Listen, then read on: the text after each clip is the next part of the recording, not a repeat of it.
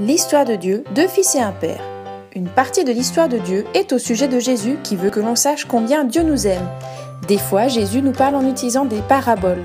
Une parabole est une histoire qui nous apprend une leçon. Jésus a une fois raconté une parabole à propos de deux fils et un père et ça commence comme ça. Ce père a deux fils. On appelle le fils aîné l'aîné, parce que c'est l'aîné. L'autre fils, c'est le fils prodigue, parce qu'il a utilisé tout son argent pour acheter des choses dont il n'avait pas besoin. Un jour, le fils prodigue est allé chez son père et lui a dit « Papa, donne-moi ma part de ton argent !» En fait, il savait que quand son père allait mourir, son frère et lui auraient partagé l'argent en deux. Mais il ne voulait pas attendre que son père devienne vieux et malade et qu'il meure. Il voulait l'argent maintenant. Vous pensez peut-être que la plupart des papas auraient dit « Pas question !» Mais son père lui a en fait donné l'argent. Les enfants, rappelez-vous, c'est une parabole, je n'essaierai pas ça à la maison. En tout cas, le fils a pris l'argent et est parti de la maison. On ne sait pas s'il a dit au revoir. Et pendant un moment, il a acheté tout ce qu'il voulait, et pour ses amis aussi. Il s'est tellement amusé à dépenser l'argent qu'il ne s'est jamais préoccupé d'en gagner. Puis d'un coup, il n'avait plus d'argent. Donc maintenant, il avait besoin d'un travail pour gagner de l'argent. Le problème, c'est que le seul travail qu'il a trouvé, c'est de travailler pour un fermier à nourrir les porcs. Vous savez, ces animaux qui aiment grogner et se rouler dans la boue. Et le pire, c'est que ses amis ont commencé à arrêter de l'aimer dès qu'il a arrêté de leur acheter des choses. En fait, les gens qui restent avec toi parce que tu leur achètes des choses ne sont pas de vrais amis. Et voilà le fils prodigue, coincé à nourrir les cochons. Pas d'amis, pas de maison et rien à manger. Il avait tellement faim qu'il voulait manger la nourriture puante des porcs. Il se sentait vraiment mal d'être parti de chez lui. Est-ce que toi aussi, tu as déjà fait quelque chose que tu as regretté après ? C'est pas drôle de se sentir comme ça.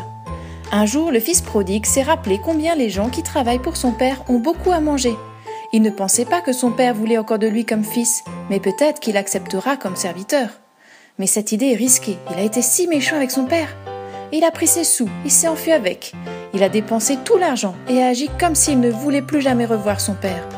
Le fils prodigue savait qu'il ne méritait pas de revenir chez lui, mais s'il ne demandait pas un travail à son père, il pourrait mourir de faim. Alors il décida de retourner à la maison de son père. Alors que le fils prodigue était encore éloigné de la maison, le père a vu son fils revenir. Et devine quoi ? Son père s'est mis à courir vers lui et lui a fait un gros câlin, et même qu'il lui a fait des bisous. C'est vrai, c'est ce que dit la Bible. En effet, il a organisé au fils prodigue une super fête de bienvenue. Il lui a même donné des cadeaux spéciaux. Pendant ce temps, le frère aîné était dans les champs à travailler.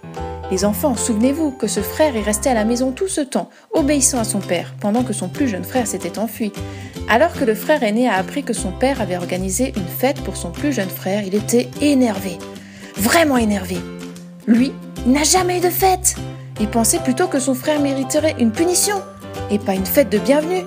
Jésus nous a raconté cette histoire parce que des fois, nous agissons comme le fils prodigue. Nous faisons des choses qui rendent Dieu triste, comme quand le fils a pris les sous de son père, puis il est parti.